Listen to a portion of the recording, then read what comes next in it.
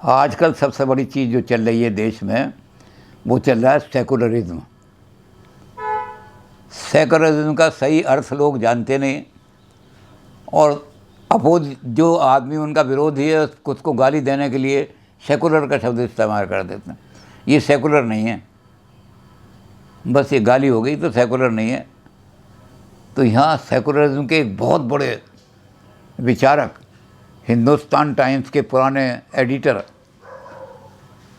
Hindustan times तो बहुत बड़ा अखबार है, इलस्ट्रेटेड वीकली के एडिटर, वो यहाँ आए कुरुक्षेत्र में, क्योंकि उनके दोस्त यहाँ वीएन दत्ता इंटरनेशनल फेम के हिस्टोरियन रहे, जो कि दुनिया में जिनका बहुत ऊंचा स्थान रहा। तो वीएन दत्ता के बहुत गहरे दोस्त थे। वीएन दत्ता के यहाँ शादी थी लड़की की, तो बहुत सारे ऐसे लोग आए थे। तो उनका एक कार्यक्रम यहाँ रखा।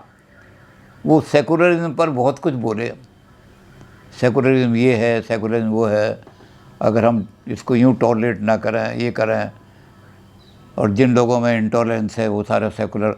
तो बहुत 1 घंटा तक सेकुलरिज्म को बोले। सेकुलरिज्म क्या है? तो दत्ता साहब कहने लगे, हमारे जो फिलोसफर बैठे हुए हैं यहाँ पर, डॉक्टर सिन्हा फिलोसफी के आदमी हैं, तो देखेंगे what is the philosophy of secularism. वो सेकुलरिज्म की फ़िलॉसफी पे बता करके हमारे जो आज इतने बड़े आदमी आए हैं इनसे वार्ता करेंगे। मैंने कहा सेकुलरिज्म की कोई फ़िलॉसफी नहीं है। सेकुलरिज्म एक ऐसा शब्द है जिसको हम पॉलिटिकली दूसरों को गाली देने के लिए प्रयोग करते हैं। तो मैंने कहा आज जो हमारे इतने बड़े महान आदमी आए हैं, मैं इनसे पूछना चाहता हूँ कि सेकुलरिज्म को व्यवहार में कैसे लाएंगे, हम प्रैक्टिस में सेकुलर कैसे बनेंगे। थ्योरी में तो आपने तो मैंने कहा आपकी 3 लड़कियां हैं, आपने तीनों लड़कियों की शादी सिखों में ही क्यों की है? अगर आपको सर्वधर्म आप कहते थे आदमी को उदार होना चाहिए, तो एक लड़की की शादी आप मुसलमानों में करते, एक लड़की की शादी आप हिंदुओं में करते, एक लड़की की शादी आप ईसाइयों में करते। फिर मैंने कहा आपने ये गुरु की जो आज्ञा मान करके, गुरु ग्रंथ साहब पर आपका विश्वास है, इस पर आप 5 केश वगैरह धारण कर रहे हैं। आप जब सब धर्मों को समान समझते हैं तो आप सिर पर तो केश धारण कर लें, सिखिज्म को मान लिया, दाढ़ी आप मुसलमानों जैसी रख लें, और ये जो यहाँ की शेव है, ये शेव हिंदुओं की तरह से करा लें। तो व्यवहार में सेकुलरिज्म कैसे आएगा? मैंने कहा व्यवहार के अंदर सेकुलरिज्म आ ही नहीं सकता। और मैंने कहा एक आदमी है, उसके फादर की डेथ हो गई, तो मैंने उसको ये कहा तुम तो बड़े सेकुलर हो, अपने फादर की टांग जो है इसको तो काट करके हिंदुओं की तरह से जलाओ, और उनका जो ऊपर का हिस्सा है इसको कॉफिन में ईसाइयों की तरह संदूक बना कर करो, और बाकी जो धड़ है वो कब्र में मुसलमानों की तरह दाबो। लेकिन अगर आप एक ही धर्म का पालन कर रहे हैं तो आप तो एक ही धर्म के मानने वाले हो गए, दूसरे धर्म को कहाँ मान रहे हो आप? जब सर्व धर्मों को मानने का आप करें तो प्रैक्टिकल में बताओ कैसे होगा। तो एकदम गर्म हो गए, कहने I don't want to listen nonsense, ये नॉनसेंस मैं सुनना नहीं चाहता जैसे आप। तो मैंने कहा जी मैं भी यही कहना आया हूँ कि secularism is a great nonsense, मैं भी ये सुनना नहीं चाहता, इसलिए मैं भी अब जा रहा हूँ यहाँ से उठा करके। तो हमारे वीएन दत्ता कहने लगे नहीं भैया आप फिलॉसफी के आदमी हैं, आपके टॉलरेंस होनी चाहिए, इनकी बात सुन ली आपने। तो सुन करके क्या कुछ भी इन्होंने कहा सुन। मैंने कहा नहीं जी वो नॉनसेंस कह रहे हैं ना, तो मैं भी यही कह रहा हूँ कि सेकुलरिज्म इज़ नॉनसेंस। इन्होंने थ्योरी में कहा, मैं प्रैक्टिकल में पूछ रहा हूँ कि सेकुलरिज्म क्या है।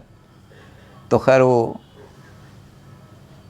दोनों ने नॉनसेंस कह करके बात ख़त्म कर दी। तो सेकुलरिज्म का व्यवहार में सेकुलरिज्म कैसे आएगा इसके बारे में कोई बता नहीं सका। इसलिए मैंने कहा मैं तो इसी तरह पूछता हूँ कि व्यवहार में कैसे लाओगे सेकुलरिज्म को। एक और प्रगतिवादी आदमी, वो भी बड़े सेकुलरिस्ट और प्रगतिवाद अपने आप को कहते थे, बड़े उच्च कोटि के कवि हैं, और वो प्रगतिवादी दृष्टिकोण है उनका। तो वहाँ कवि सम्मेलन में हम गए, तो उनकी लड़की ने कविता पढ़ी, बहुत अच्छी कविता। हमने कहा आपकी लड़की तो बहुत अच्छी कविता लिखती है, तो बहुत अच्छे आपका स्थान ले सकती है। तो उन्होंने कहा कि मैं ये चाहता हूँ कि इसकी शादी कहीं ऐसी जगह करूँ कि इसका जो शौक़ है या इसकी जो प्रतिभा है इसको दबाए नहीं, वो इसी तरह का आदमी हो।